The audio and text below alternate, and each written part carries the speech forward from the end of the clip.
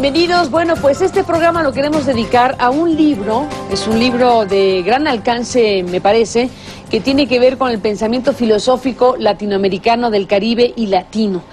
Es un libro, yo decía hace un momento antes de entrar en esta transmisión, que es un libro provocador, platicando con uno de sus editores, una de las personas que ha coordinado este trabajo, que es Enrique Dussel, quien se encuentra aquí para conversar sobre este libro, Historia, Corrientes, Temas Filósofos del siglo XXI.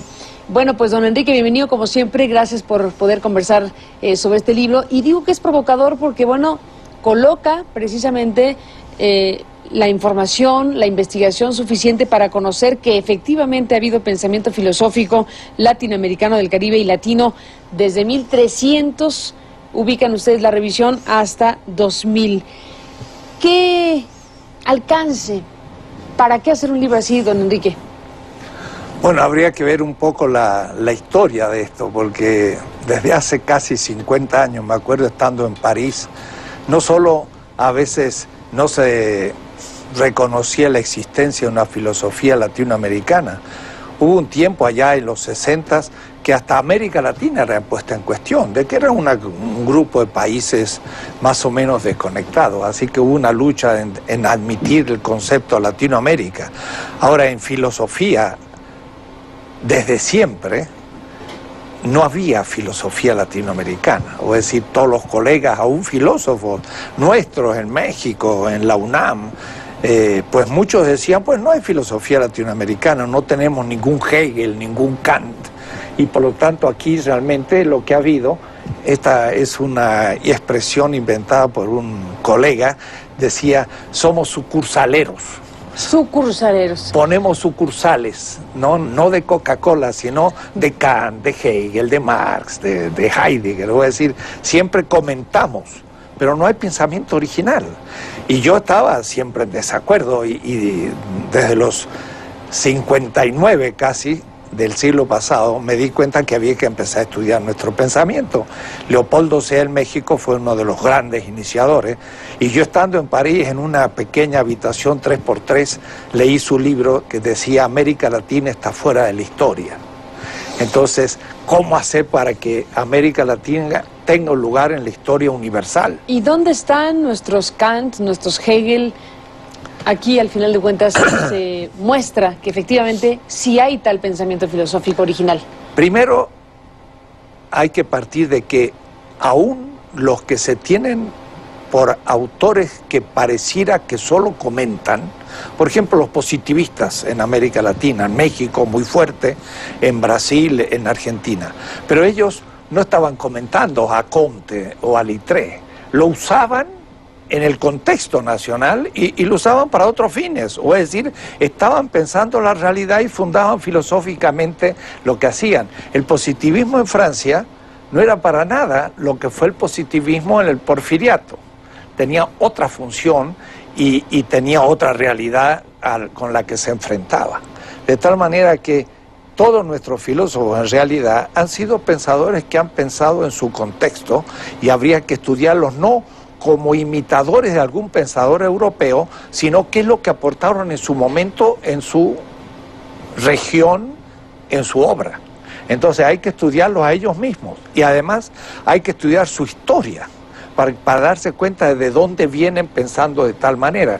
Estamos festejando entre comillas, el segundo siglo de la emancipación. Bueno, las motivaciones que hicieron esa emancipación fueron muy nuestras, no fueron una imitación del pensamiento francés simplemente, fue un tomar lo nuestro. Por ejemplo, aquí en México tenemos la calle Primo Verdad, muy cerquita del Zócalo. ¿Quién fue Primo Verdad? Bueno, fue un pensador que dijo, bueno, siendo que el rey está preso, nosotros recuperamos entonces la libertad porque hemos hecho un contrato con el rey. Y estando preso el rey, recuperamos la libertad del reino. Esa doctrina no es francesa, esa es una doctrina que viene de Francisco Suárez del siglo XVI y que ha sido repensada por nuestros autores. Entonces él dice, recuperamos la autonomía. Ahora el asunto es, ¿quién tiene entonces el poder en nuestro reino? Bueno, son los cabildos, pero ¿cuál cabildo? El primero fue el de Veracruz, el San Juan de Ulúa, entonces es criollo.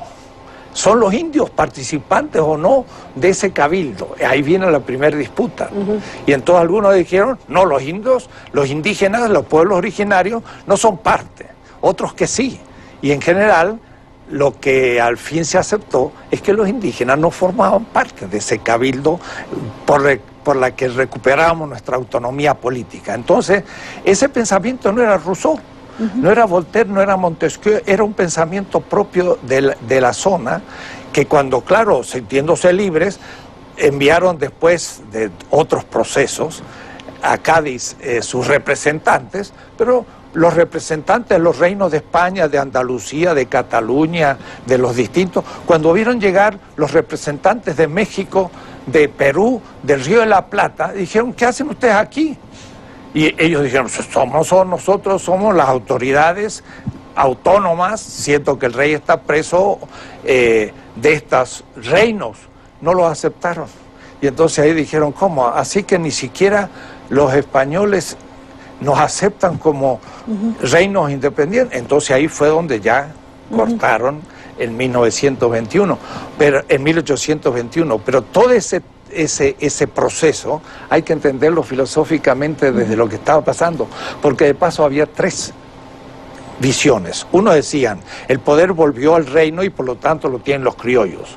Los españoles que estaban aquí dijeron, no, Dios da el poder al rey y como el rey está preso lo retomamos los españoles. Hicieron un golpe de estado y se quedaron con el poder. Pero después vino Hidalgo y dijo, no, el poder no es ni siquiera del rey, sino que es del pueblo. E Hidalgo hizo un proceso que también estaba en la filosofía política del siglo XVI, árabe, que venía del árabe, medieval, pero que Bartolomé de las Casas expresó muy claramente. Decía, el poder se funda en el consenso del pueblo. Consensus populi, decía Bartolomé de las Casas, 1546, un siglo antes que Hobbes. La legitimidad es el consenso del pueblo, y si el rey toma alguna medida en contra del consenso del pueblo, que supone aún individualmente cada indígena, la medida del rey no es válida, decía Bartolomé Las Casas en un libro que se llama De Potestate Regis, del poder del rey, 1546. Y ese es pensamiento filosófico que debe estar registrado. Ese pensamiento filosófico latinoamericano, anterior al europeo, que va a empezar con Hobbes, por ejemplo, la política 1641-43, o Descartes 1637. Déjeme hacer una pausa y platiquemos de Descartes, porque antes de que empezáramos esta transmisión hacía una referencia muy importante sobre el abrevadero de este muy importante filósofo. Vamos a una pausa y regresamos. Regresamos, perdón, de don Enrique Dussel en esta conversación. Me estaba contando en el corte más cosas, pero déjeme retomar el hilo de Descartes o Descartes, que me decía antes de empezar el programa, pues que tuvo un referente mexicano que por lo menos en mi caso no tenía la menor idea de que existiera. Claro, no es sabido, aunque no, los que hacen la biografía del llamado primer filósofo moderno, Descartes. Descartes estudió allá en 1608 con los jesuitas.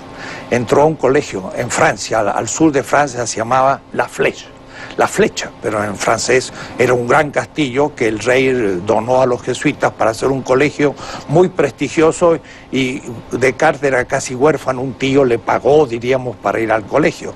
De tal manera que él estudió casi 10 años con los jesuitas, se empezaba muy pronto, a los 10 años empezó a estudiar griego, latín, los estudios clásicos, pero al tener 12 años, allá por 1610-12, tuvo que estudiar su curso de lógica.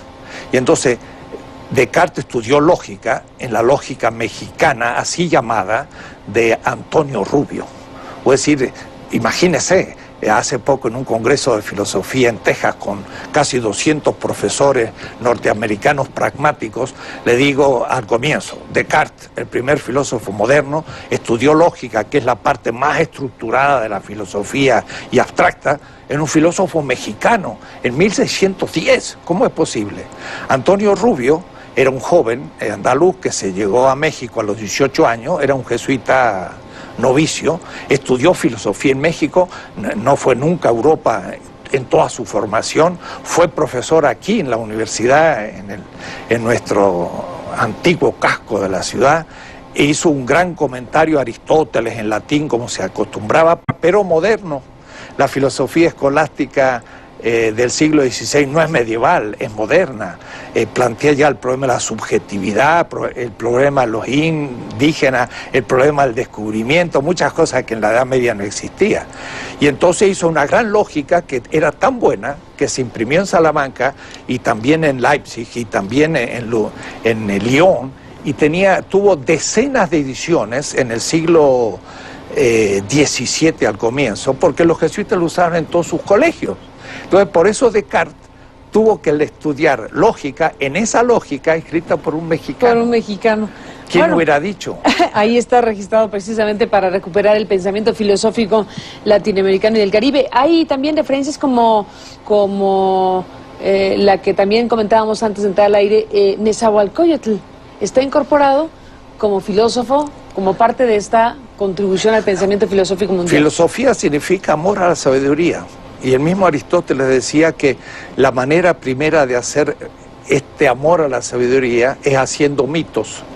Los mitos son narrativas racionales en base a símbolos. No son puro cuento, sino que solucionan problemas teóricos, pero en base a símbolos. Entonces, si yo interpreto el símbolo, saco el concepto de fondo. Hacer mitos también es hacer filosofía, pero haciéndolo de una manera comprensible a un problema de fondo. Parménides, en Grecia, es considerado uno de los primeros filósofos griegos. Bueno, entre Nezahualcóyotl y Parménides no hay demasiada diferencia. Nezahualcóyotl tiene una filosofía muy profunda. Yo pienso que además de un rey y de un gran estadista y constructor, porque trabajó mucho en el centro de Tenochtitlan, aunque era de Texcoco, era un místico también, era un místico. Entonces tiene unas poesías que han sido muy estudiadas, donde se muestra el sentido de la verdad como fundamento y fundamento de eternidad. Contemplaba al universo desde su existencia no coyuntural, sino infinita y eterna, y veía la existencia humana como algo muy vulnerable. Somos flor y canto. Y flor significa vivimos tanto como una flor, que es un instante, y sin embargo tenemos canto. Tenemos una palabra que trasciende. Entonces, la palabra flor y canto es la definición del ser humano. Y además era las grandes construcciones poéticas. Entonces, realmente yo una vez di una conferencia, me acuerdo, en Guadalajara, por el cuarto siglo de la muerte de San Juan de la Cruz, hice una comparación entre la poesía mística de Nezahualcóyotl y San Juan de la Cruz. Y mostraba a qué punto eran semejantes. Además, el mismo Montezuma, cuando enfrenta a Cortés, dice, he estado muchos días en retiro. Se ve que se retiró a pensar cómo iba a enfrentar a Cortés. Porque a Cortés era, para él, un enviado de los dioses. Y no sabía para qué venía. Si para destruir el reino o para qué. Entonces, por último, Montezuma le deja su silla, dice, toma el poder. Y Cortés no entiende, porque no puede entender que se le esté ofreciendo el poder, porque para Montezuma, si Cortés venía enviado por los dioses, se salvaba el imperio renunciando él, y estaba dispuesto a hacerlo. Cuando después descubre que Grijalva llega en Veracruz, y entonces ya la cosa es una invasión, y no sabía que era una invasión, porque habían llegado desde el cielo esta gente, pero ya lo segundo era, y ahí descubrieron para qué venía y ya Montezuma quedó fuera. Pero Montezuma era un tlamaktinime, es decir, era un sabio también, y por eso que observaba, pero no sabía cómo entender para qué había venido esta gente. Todas sus categorías le fallaban. Le fallaban para explicar. No podía explicarlo, pero no era un tonto, como a veces pasa, era un sabio, ¿no? Entonces, ha habido, el Calmecac era una escuela donde a las 3 de la mañana se levantaban los alumnos a estudiar, y cuando el sueño los abatía con una espina, se ponían en sus piernas para despertarse y seguir los estudiantes trabajando. Tenían mucho que estudiar, eran todas las tradiciones del pueblo, había tratados escritos muy bien elaborados, interpretación de los sueños, interpretación de las circunstancias, grandes poemas de la antigüedad. Era una enorme cultura, nuestra cultura, ni hablar la maya, que en eso estuvo muy avanzada, pero no Tenochtitlan, sino Teotihuacán, que era la gran Tula, pues eso fue una cultura clásica, semejante a la griega, una cosa impresionante. Enrique Flores Cano ha hecho una muy interesante descripción de lo que fue aquel pueblo. Ahí había filosofía, ciertamente. Déjeme, don Enrique, hacer una pausa y regresamos en esta conversación sobre este pensamiento filosófico latinoamericano del Caribe y latino. Bueno, hay personajes de más saga, hay personajes más recientes, digamos así, que pueden incluso causar cierta controversia, polémica incluso. Usted y los autores hacen una revisión muy amplia, muy exhaustiva, recuperan, compilan todo este pensamiento filosófico, pero figuras, por ejemplo, como el subcomandante Marcos, como Evo Morales. Después de la pausa me dice por qué están en estas páginas.